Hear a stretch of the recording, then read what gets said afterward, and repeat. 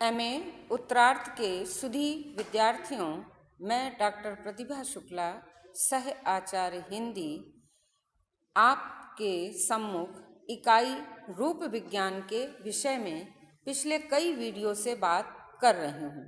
आज मैं आपको अर्थ तत्व तथा संबंध तत्व के प्रकारों के बारे में चर्चा करूँगी। जैसा कि आप जान चुके हैं अब तक कि मूल शब्द प्रकृति, धातु या प्रातिपादिक तथा पद में यह अंतर है कि मूल शब्द में वाक्य में प्रयुक्त होने की योग्यता नहीं होती तथा पद में संबंध तत्व जुड़ने से वह योग्यता आ जाती है। इस प्रकार हम कह सकते हैं कि मूल शब्द में जब संबंध तत्व जुड़ जाता है तो वह पद कहलाता है, जैसा कि मैंने स्क्रीन पर भी ये बात स्पष्ट की है। भाषा विज्ञान में इस मूल शब्द को ही अर्थ तत्व या अर्थमात्र तथा संबंध तत्व को रूप मात्र भी कहा जाता है।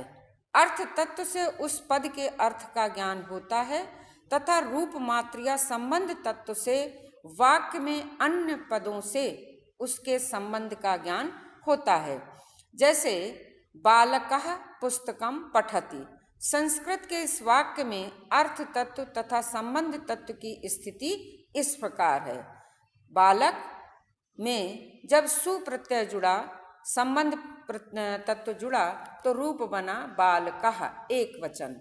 पुस्तक में जब अम प्रत्यय जुड़ा तो पुस्तक का रूप बना पुस्तकम। पठ में जब आ प्रत्यय पठ धातु में जब आ के साथ ती प्रत्यय जुड़ा तो रूप बना पठति।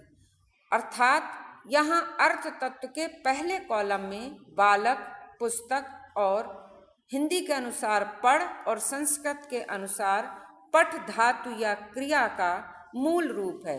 लेकिन जब संबंध तत्व जुड़ा तो बालक में जुड़ा सु प्रत्यय अर्थात विसर्ग, पुस्तक में अम और हिंदी पढ़ के हिसाब से आ जुड़ेगा पढ़ा पढ़ता है ता प्रत्यय और पठ धातु में ती प्रत्यय जोड़कर पठति रूप बनता है।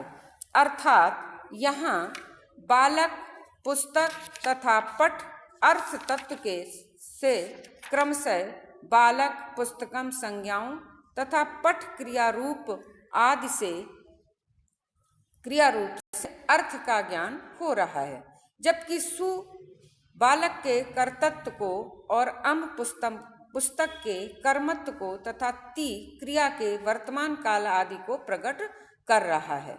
वाक्य में कहीं भी प्रयुक्त होने पर अर्थ तत्व सदा यही रहेगा, किंतु संबंध तत्व प्रयोग के अनुसार बदल जाता है।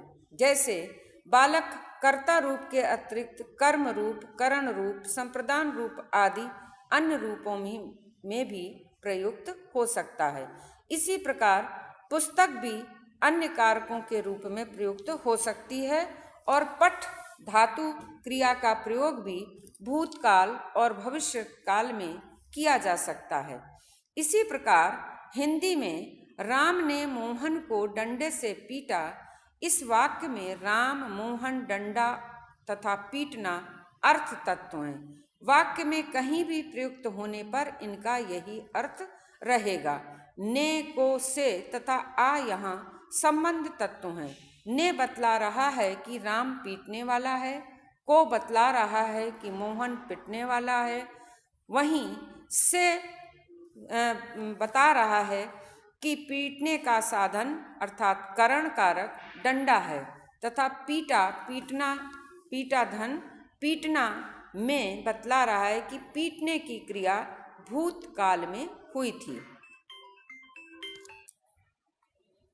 इस तरह से हम कह सकते हैं कि मूल शब्द प्रकृति, धातु या प्रातिपादिक में जब कोई संबंध तत्व जुड़ता है तब वह संबंध तत्व ही उस संबंध तत्वों के माध्यम से ही उस अर्थ तत्व को वाक्यों में प्रयोग किया जाता है। भाषा में या कहें कि रूप विज्ञान के अंतर्गत संबंध तत्व के कई प्रकार होते हैं या संबंध तत्व के ये कार्य होते हैं। भाषा में संबंध तत्व के द्वारा अर्थ तत्व के लिंग, वचन, कारक तथा भाव आदि को प्रकट किया जाता है। संबंध तत्व के द्वारा इन्हें किस प्रकार प्रकट किया जाता है, यहाँ हम संक्षेप में इसका अध्ययन करेंगे। सबसे पहले जो बात आती है वो है लिंग की। प्रायः हम ये देखते हैं कि भाषा में प्रयुक्त अर्थ तत्वों के प्राकृतिक तथा व्यवहारिक लिंग अनेक बार भिन्न भिन्न होते हैं। दारा तथा कलत्र शब्द प्राकृतिक रूप से स्त्रीलिंग होते हुए भी संस्कृत में क्रमशः पुल्लिंग तथा नपुंसक लिंग हैं। इसी प्रकार के अनेक उदाहरण प्रत्येक भाषा में मिलते हैं। अतः हम ये कह सकते हैं कि भाषा में प्रयुक्त लिंग प्रायः काल्पनिक होते हैं, जिन्हें भाषा में प्रत्ययों या स्वतंत्र शब्दों के द्वारा प्रयुक्त किया जाता है। जैसे प्रत्ययों के द्वारा भी हम लिंग प्रदर्शित करते हैं।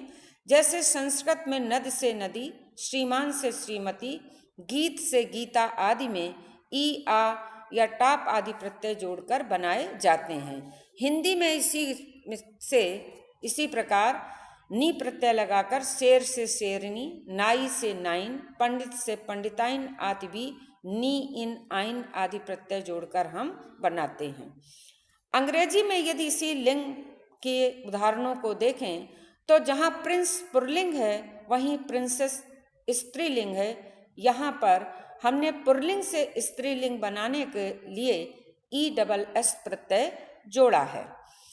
कई बार हम स्वतंत्र शब्दों के द्वारा भी लिंग का निर्धारण करते हैं। जैसे अंग्रेजी में he got, she got, washerman, washer women आदि में ही, शी, मैन तथा वुमेन आदि के प्रयोग के द्वारा हमने स्त्रीलिंग को पुल्लिंग और पुल्लिंग को स्त्रीलिंग में परिवर्तित किया है। दूसरा जो संबंध तत्व के कार्य होते हैं वह होता है वचन। वचन से यहाँ पर तात्पर्य है कि एक कर्ता जो है एक वचन है, द्विवचन है अथवा बहुवचन। अधिकांश भारतीय भाषाओं में 2 तथा कुछ में 3 वचन मिलते हैं। वचन का विचार संज्ञा, सर्वनाम, क्रिया तथा कुछ भाषाओं में विशेषण में भी किया जाता है।